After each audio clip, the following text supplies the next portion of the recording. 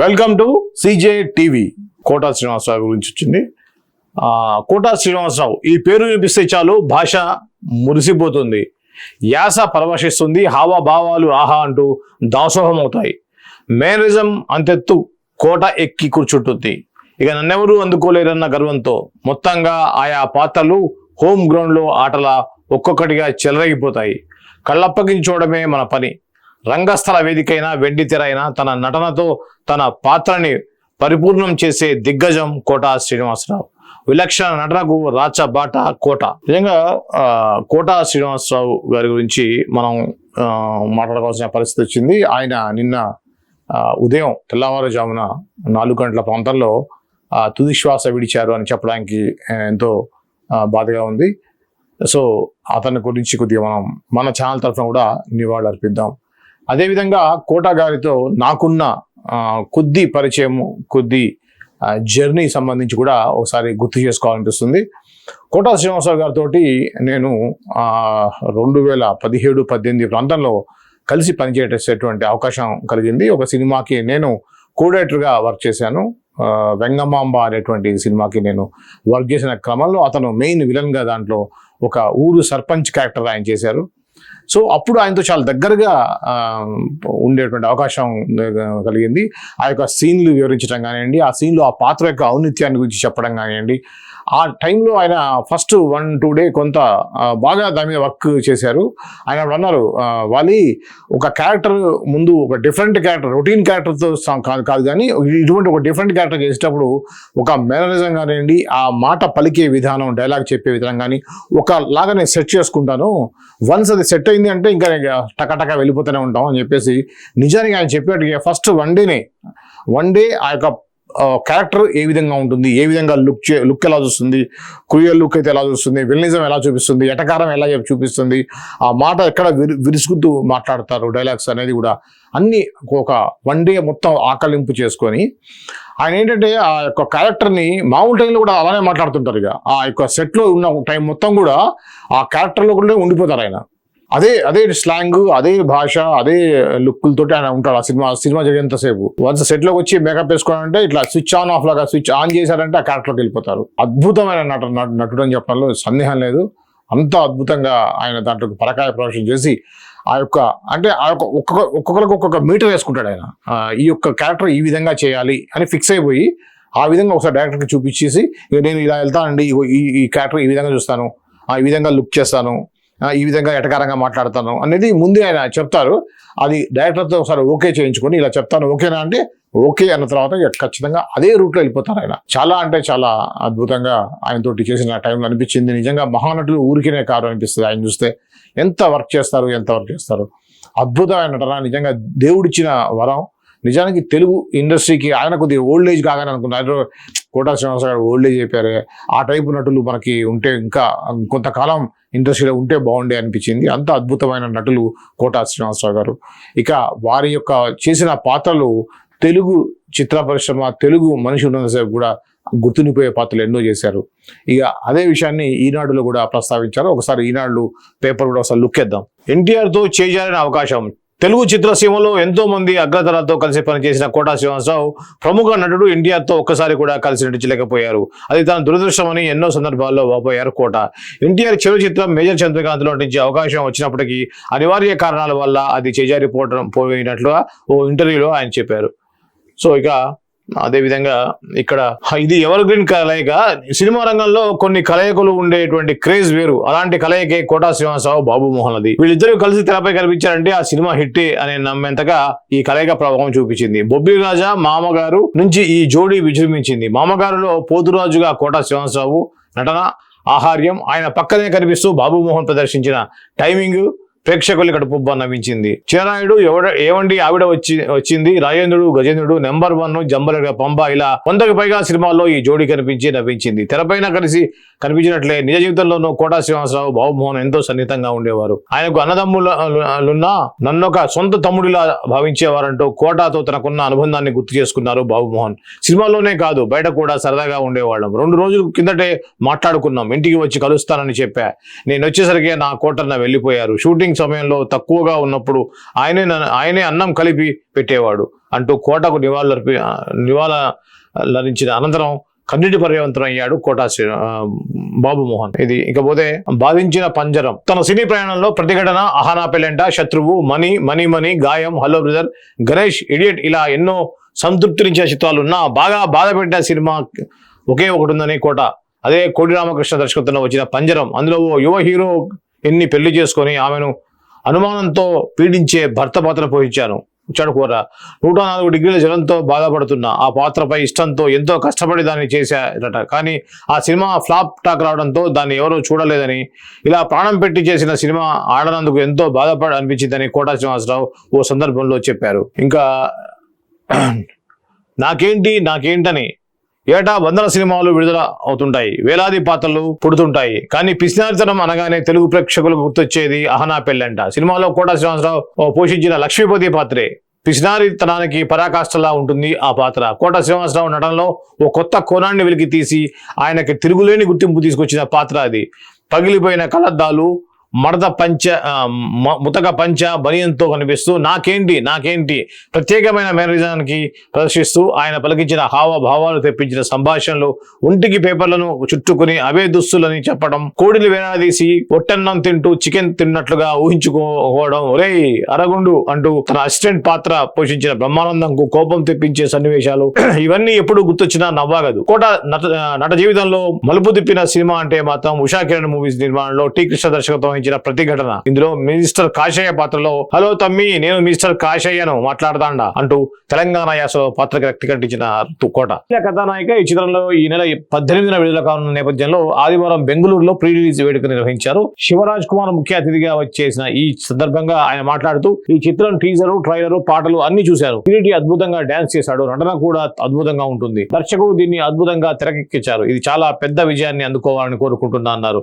ఈ సందర్భంగా ఆయన కిరీటి శ్రీలను కలిసిన వైరల్ వయ్యారి పాటకు స్టెప్పులేసి అలరించారు. ఈ కార్యక్రమం గాలి జనార్దన్ రెడ్డి, జెనీలియా, రవిచంద్రన్, సాయి కొర్రిపాటి, సెంథిల్ తదితరులు పాల్గొన్నారు. దీంట్లో లేరు, గాలి జనార్దన్ రెడ్డి లేరు. సో ఇది మనకు తెలుసు ఓబులాపురం మైనింగ్ కేసు అంటే తెలియని వాళ్ళు అనేది ఉండరు. ఆ కేసులో ప్రధాన ముద్దాయి అయినటువంటి ఆ గాలి జనార్దన్ రెడ్డి కుమారుడే కిరీటి హీరోగా వస్తున్న సినిమా జూనియర్లో శ్రీలీల కథానాయిక.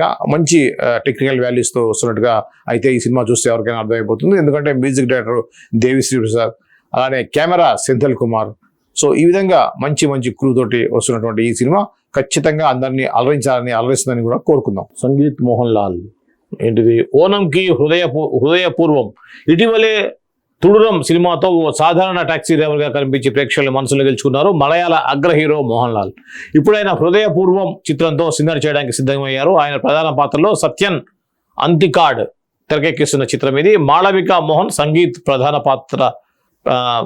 ప్రతాప్ కీలక పాత్ర పోషిస్తున్నారు. తాజాగా ఈ సినిమా ఓనం పండుగ సందర్భంగా ఆగస్టు 28న రాబోతున్నట్లుగా అధికారికంగా ప్రకటిస్తూ సామాజిక మాధ్యమాల వేదికగా కొత్త పోస్టర్ని పంచుకున్నారు మోహన్ లాల్. సినీ పరిశ్రమ కోట కూలిపోయింది. ఈ విధంగా ఎవరెవరు ఏమేమి అన్నారు అనేది ఇక్కడ ఇచ్చేశారు. కోటా శ్రీనివాసరావు మరణం చిత్రసీమని విషాదంలోకి నెట్టేసింది. సినీ పరిశ్రమ గొప్ప నటుడిని కోల్పోయిందంటూ పలువురు సినీ ప్రముఖులు తమ సంతాపాన్ని ప్రకటించారు. 4 దశాబ్దాల సినీ ప్రయాణంలో తనదైన విలక్షణ నటనతో ఎన్నో విలక్షణమైన పాత్రలకు జీవం పోశారు కోటా శ్రీనివాసరావు. తెలుగు ప్రేక్షకుల గుండెల్లో తనకంటూ ప్రత్యేక స్థానం సంపాదించుకున్నారు. ఇతర భాషల్లో నటించి మెప్పించి ఘనతను ఆయనకే దక్కుతుంది. ఆయన మరణం తెలుగు సినీ రంగానికి తీరని లోటు అన్నారు నందమూరి బాలకృష్ణ. ఇక కోటా శ్రీనివాసరావు మరణ వార్త నన్నెంతో కలిచివేసింది. నటనలో నిష్ఠాతుడు, పోషించిన ప్రతి పాత్రకు ప్రాణం పోసిన లెజెండ్. ఆయన కుటుంబ సభ్యులకు నా ప్రగాఢ సానుభూతి అన్నారు రాజమౌళి. ఇక ఎస్వి రంగారావు తర్వాత అంతటి మహానటుడు కోటా శ్రీనివాసరావు. అంత గొప్ప నటుడిని వెనక చూసే అవకాశం నాకు కలిగింది. చాలాసార్లు ఆయనతో కలిసి పనిచేసే అవకాశం నాకు కలిగింది. ఆయన మృతితో తెలుగు సినిమా క్యారెక్టర్స్ నటుల్లో ఓ చరిత్ర ముగిసిపోయింది. ఆప్యాయత అన్నారు త్రివిక్రమ్ శ్రీనివాస్. ఇక ఆప్యాయత, హాస్యం అన్నిటికంటే ముఖ్యంగా భర్తీ చేయలేని ప్రతిభ కోటా శ్రీనివాసరావు సొంతం. ఆయన కుటుంబానికి నాకు ప్రగాఢ సానుభూతి అన్నారు నాగార్జున. ఇక వెంకటేష్ ఏమన్నారంటే కోటా శ్రీనివాసరావు ఒక లెజెండ్. ఆయన ప్రతి పాత్రకు గొప్పదనాన్ని తెచ్చారు. సినీ చరిత్రలో ఒక చిరకాల వారసత్వాన్ని మిగిల్చారు. తెరపైన బయట మేము పంచుకున్న క్షణాలన్నీ నాకెప్పటికీ ప్రత్యేకమే. నా తొలి సినిమా నుంచి ఆయనతో నాకు అనుబంధం ఉంది. వారి ఆత్మకు శాంతి చేకూరాలి. వెంకటేష్. ఇక ప్రియమైన కోట, మిమ్మల్ని ఇకపై మేము చాలా మిస్ అవుతాము. మీ ప్రతిభ, ఉనికి, మంచి మనసు ఎప్పటికీ మర్చిపోలేము. మాటల్లో చెప్పాలనేంత బాధ కలుగుతోంది. ఆయన ఆత్మకు శాంతి చేకూరాలని, వారి కుటుంబానికి శక్తిని ప్రసాదించాలని ఆ దేవుణ్ణి ప్రార్థిస్తున్నారు మంచు మోహన్ బాబు. ఇక రాజేంద్ర ప్రసాద్. అహనా పెళ్ళంట నుంచి కోటా శ్రీనివాసరావుతో అనుబంధం ఏర్పడింది.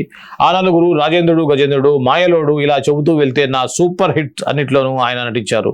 వారం క్రితమే ఆయనతో మాట్లాడాను. ఇంటికి రమ్మని ఆహ్వానించాను. ఇంతలోనే ఇలా జరిగింది. తెలుగు సినిమాలో ఆయనకున్న ప్రాముఖ్యత అజరామరం. ఇప్పుడు ఆయన మన మధ్యలో లేరంటే ఎంతో బాధగా ఉంది అన్నారు రాజేంద్ర ప్రసాద్. ఇక బ్రహ్మానందం. కోటా శ్రీనివాసరావు లేరనే విషయాన్ని నమ్మలేకపోతున్నాను. నటన ఉన్నంతకాలం ఆయన ఉంటారు. తను నట రాజపుత్రులు. ఏ విషయాన్నైనా నిర్మోహమాటంగా మాట్లాడే వ్యక్తి. దాదాపు 4 దశాబ్దాల పాటు మేము కలిసి పనిచేసాం.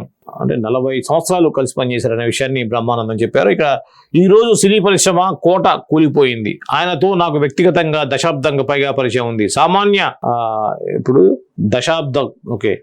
మధ్యతరగతి కుటుంబంలో పుట్టి అంచెలంచెలుగా సినీ శిఖరంగా ఎదిగిన ఆయన ప్రస్థానం ఎంతో స్ఫూర్తిదాయకం. ఆయన వేసిన ప్రతి వేషం సంపూర్ణ నటుడిగా తనకు గుర్తింపు తెచ్చిపెట్టింది. తనికెళ్లే భరణి అన్నారు. కోట మృతిపై సినీ ప్రముఖులు మహేష్ బాబు, రామ్ చరణ్, ఎన్టీఆర్, రామ్ గోపాల్ వర్మ, రవితేజ, నందమూరి కళ్యాణరాము, మంచు విష్ణు, ఆర్ నారాయణమూర్తి, ప్రకాష్ రాజ్, అనిల్ రాయపూడి, రామ్ కొరటాల శివ, సురేష్ బాబు, అల్లు అరవింద్ తదితరులు సంతాపం ప్రకటించారు. చిరంజీవి గారి పేరు ఎందుకు రాలేదు? మరి చిరంజీవి గారు కూడా వచ్చారు, కానీ మరి వీళ్ళకి ఆ యొక్క ఇన్ఫర్మేషన్ లేదు. చిరంజీవి గారు ఉన్నప్పుడు అక్కడ లేడా అంటే తెలియదు. సో ఇది ఈనాడులు సినిమా పేజీలో వచ్చింది. ఇంకా సాక్షి పేపర్లో ఏదైనా ఇంకా ఇంపార్టెంట్ విషయం ఉందో చూసే ప్రయత్నం చేద్దాం. ఇక్కడ కూడా శివలో అతడు మాచిరాజు, అతడిలో బాజిరెడ్డి, పవర్ జోన్లో అలాంటి వాడు ఉంటాడు కోట లాగా. అహనా పెళ్ళంటలో భిక్షపతి, ఆమెలో అంతకంటే పిసినారి. ప్రతి వీధిలో ఉంటాడు కోట లాగే. భద్రం బి కేర్ఫుల్ బ్రదరు. మందుబాబులో మేము మందుబాబులో. మిడిల్ క్లాస్ పార్టీల్లో పెగ్గు కోట. ఆ సినిమాలో తండ్రి, ఈ సినిమాలో తాత. శబాష్ శబాష్ శబాష్. ఉత్సాహపరిచే బాబాయ్. తెలుగు తెరపై ఆల్రౌండర్ కోట. 1985 ప్రతిఘటన నుంచి 2015 సన్నాఫ్ సత్యమూర్తి వరకు ప్రేక్షకుల హృదయాలను గెలుస్తూనే ఉన్నాడు.